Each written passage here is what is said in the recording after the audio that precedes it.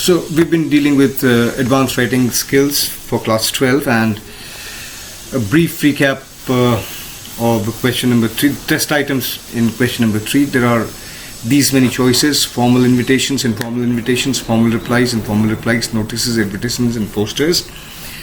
And of these many choices, you will be asked the question paper, board question paper will carry any 2, and you will have to attempt any 1, and the word limit is 50. Last time we were together, we considered the postcard format of a formal invitation, and I told you that whether you draft any one of these test items, the answers to question what, where, when, how have to be there, and in a certain order.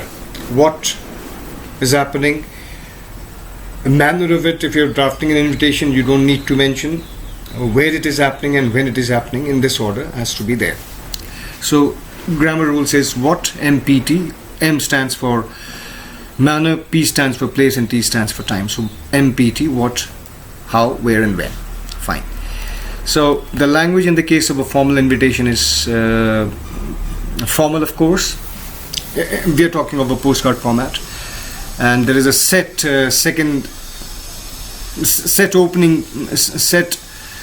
part of the opening sentence: solicit the benign presence of, or solicit your benign presence.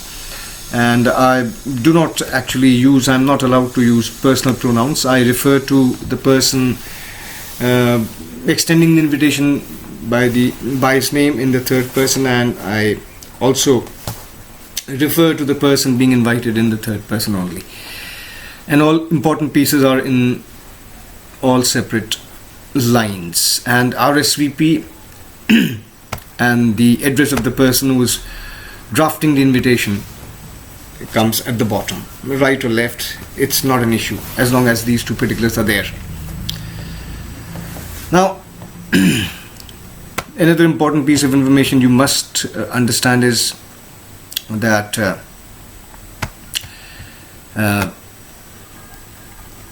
there is no salutation, there is no date of writing the invitation, there is no subscription. This is a very important thing. However, same invitation, that is a formal invitation, can also be drafted in the case of a letter. This is what I briefly took you through last time we were together, in the form of a formal letter. Formal letter. And as is characteristic of a formal letter, it will carry the writer's address, it will carry date, it will carry salutation, it will carry subscription. However, it is customary that the date does not carry the year. Date will not carry the year. For example, I'll simply write 31st May. That's it. Or not even a comma thereafter. It doesn't indicate the year. Thereafter, salutation is very important. Salutation carries the name. So I'll say, my dear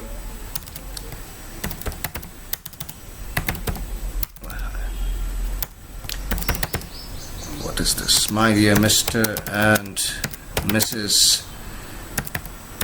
Jayant Narlikar, for example. Comma is an option. In this case, the subscription becomes an issue, and the subscription in this case has to be yours sincerely. Has to be. It is compulsory.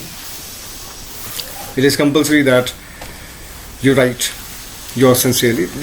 This is basically this is the difference between yours faithfully and yours sincerely. If you do not begin, if name does not happen to be the part of subscription, then you will write yours faithfully, because a formal letter can also be drafted to a person whom you are personally known to.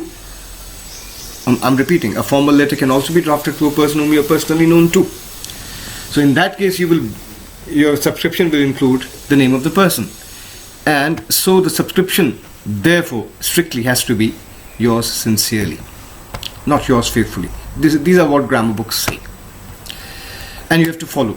these. Now, I told you that particular in the last video that there may be a question in the board exam question paper which resembles an informal letter. But I repeat, that will not be an informal letter. First, there are no informal letters. Second, the mark distribution would be different.